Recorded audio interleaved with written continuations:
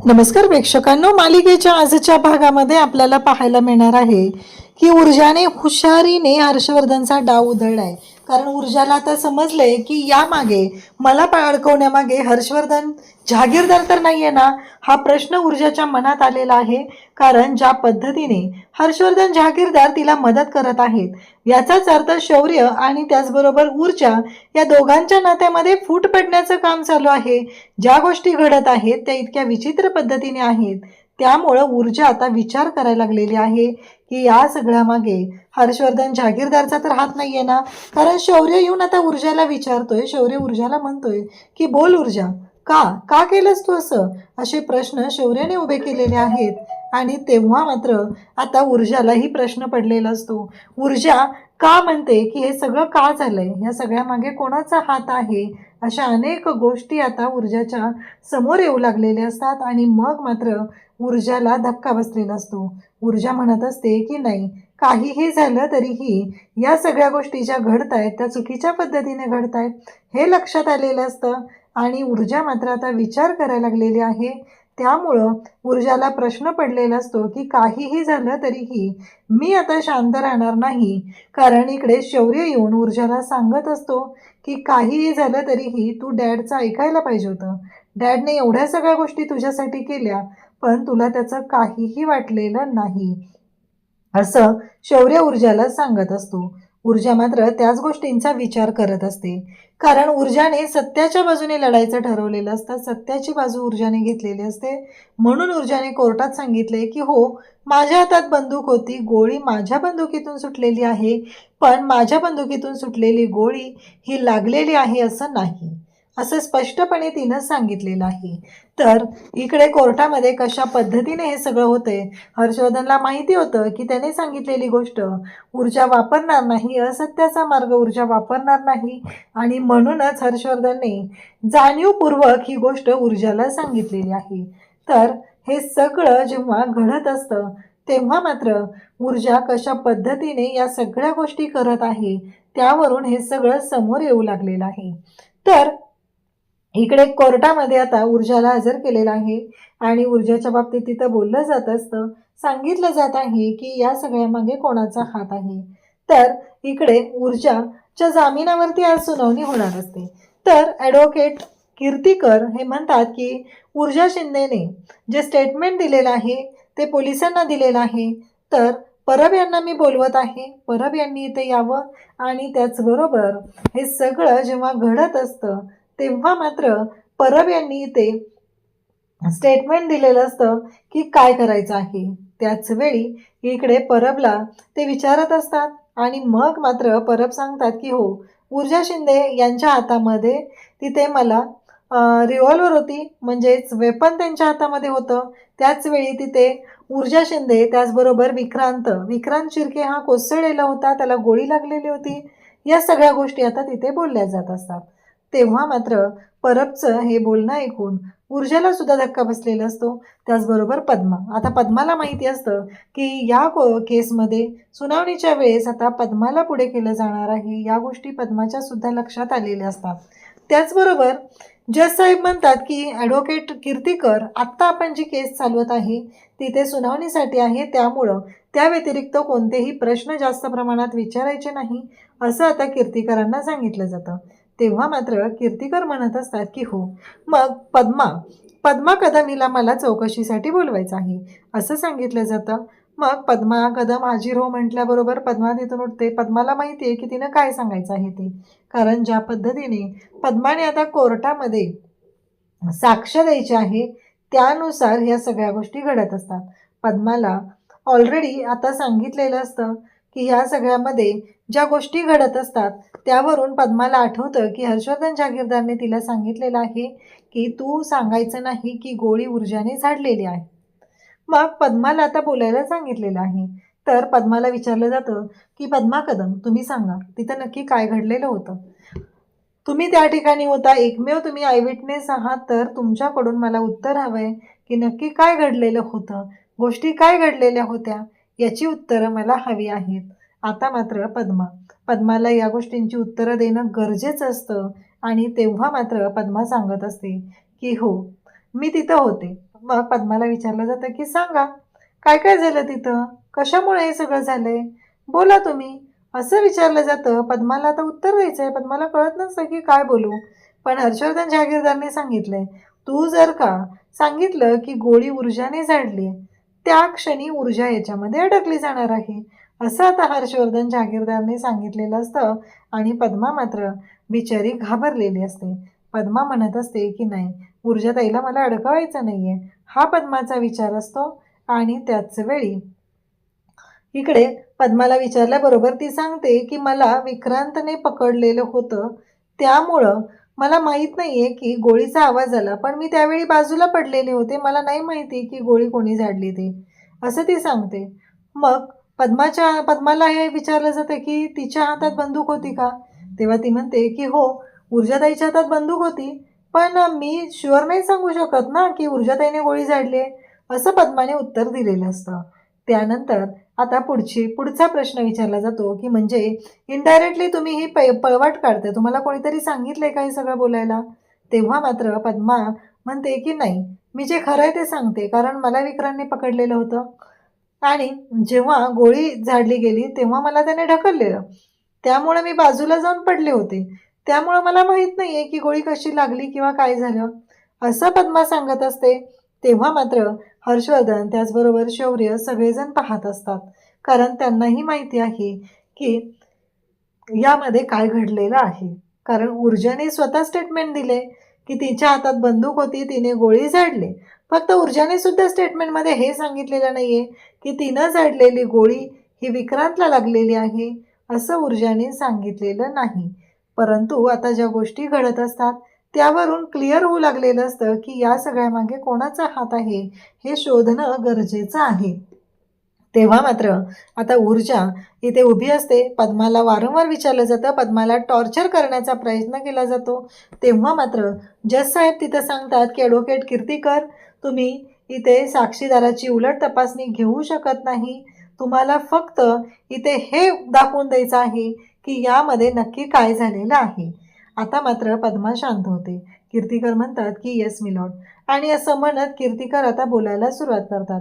पद्मा म्हणते, मी तुम्हाला तेच सांगते, मला विक्रांत शिर्केने धक्का दिलेला होता, मी बाजूला जाऊन पडलेले होते, त्यामुळं मला नाही माहिती की ती गोळी लागली आहे का काय झालंय, असं ती सांगत असते. आणि तेव्हा मात्र कीर्तिकर म्हणत असतात की म्हणजे ह्यांनी सांगितलेलं आहे त्यानुसार ऊर्जा शिंदे यांच्या हातामध्ये वेपन होतं, याचाच अर्थ गोळी ही ऊर्जा शिंदे यांनीच झाडलेली आहे.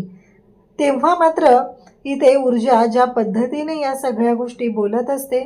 आणि मग आता ऊर्जा शिंदे त्यानंतर आता ऊर्जा शिंदे, तुम्हाला काही प्रश्न विचारायचे आहेत. तुम्ही जेव्हा पोलिसांना स्टेटमेंट दिलं तेव्हा मला फक्त एकच उत्तर तुमच्याकडून हवं आहे की तुम्ही जेव्हा पोलिसांना स्टेटमेंट दिलं तेव्हा तुम्ही कोणत्या दडपणात होता का. ऊर्जाला आठवतं हर्षवर्धन जहागीरदारने तिला सांगायला सांगितलेलं असतं की हो, माझ्यावर पोलिसांनी प्रेशर आणलं होतं, मला प्रेशराईज केलं होतं, म्हणून मला हा असा जबाब द्यावा लागलेला आहे, असं ऊर्जाला सांगितलेलं असतं. आता मात्र ऊर्जाकडे कोणताच ऑप्शन नसतो आणि ऊर्जाला आठवतं. ऊर्जा म्हणते की नाही, मग जज साहेब म्हणतात की तुम्ही आत्ता कम्फर्टेबल नसाल तर तुम्ही उत्तर नाही दिलं तरीही चालेल. आता मात्र ऊर्जा म्हणते की नाही जज साहेब, मी आहे कम्फर्टेबल. आणि ऊर्जा सांगते, कारण तिच्या आईनं तिला सांगितलेलं असतं की काहीही झालं तरीही सत्याची बाजू सोडायची नाही, सत्याची कास सोडायची नाही.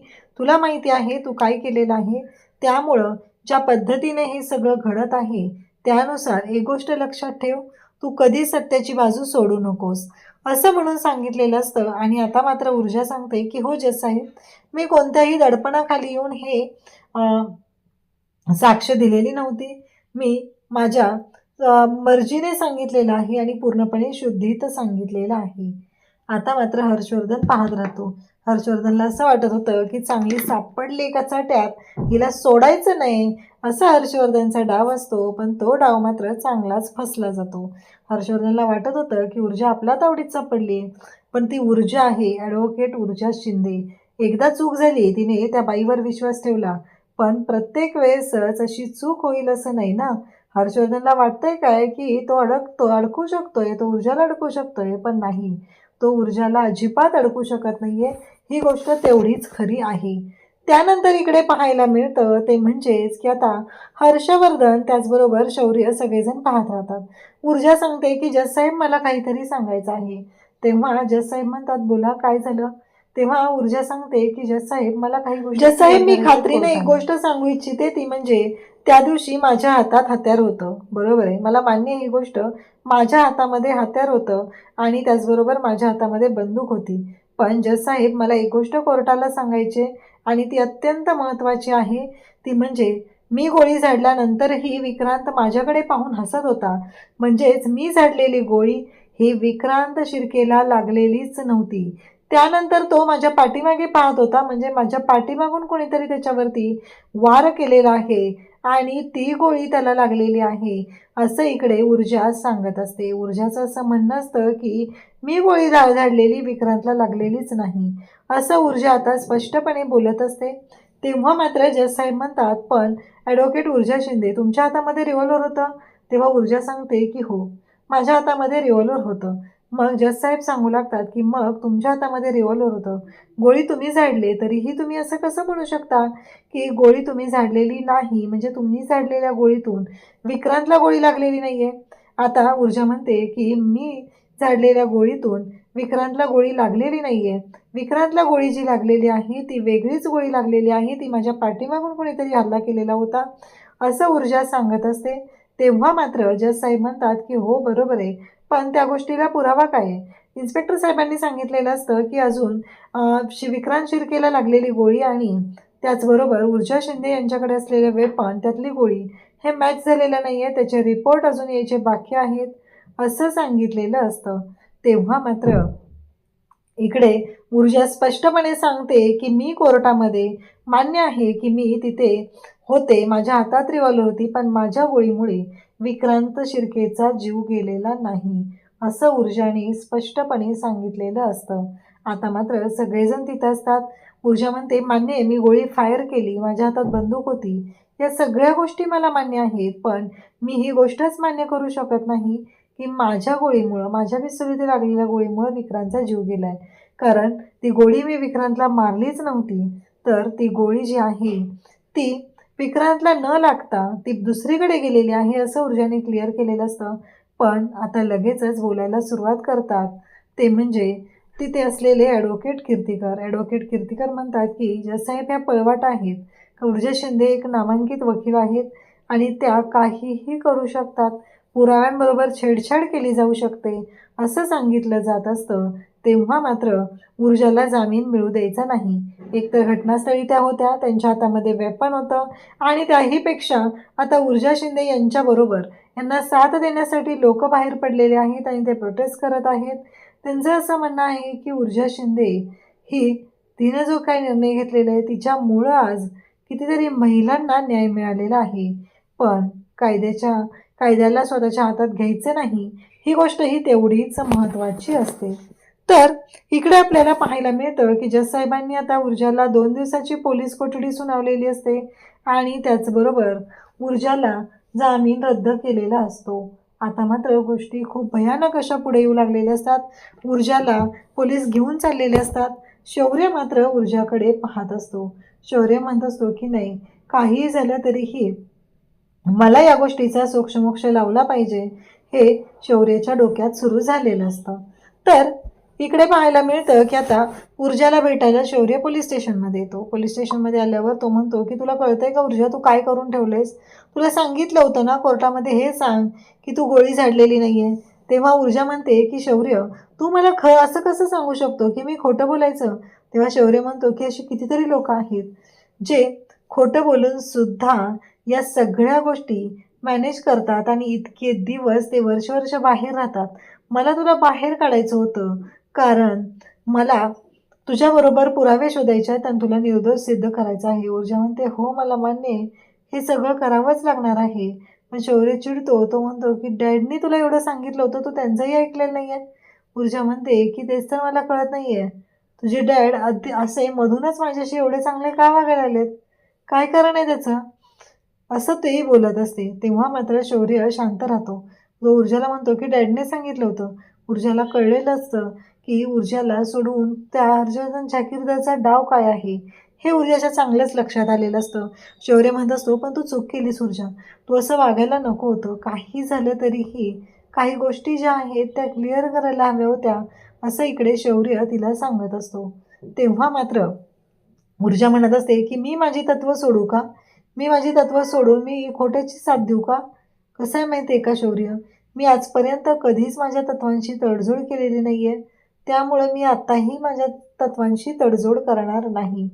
असं आता ऊर्जाने शौर्याला सांगितलेलं असतं आणि शौर्य मात्र आता ऊर्जाकडे पाहत असतो. त्याचं एकच म्हणणं असतं की डॅडने एवढं सगळं केलं आणि तू काहीच नाही आहे. ऊर्जा म्हणते, बघ विचार कर तू जरा. तर अशाच अपडेटसाठी चॅनलशी कनेक्ट राहा. थँक्यू.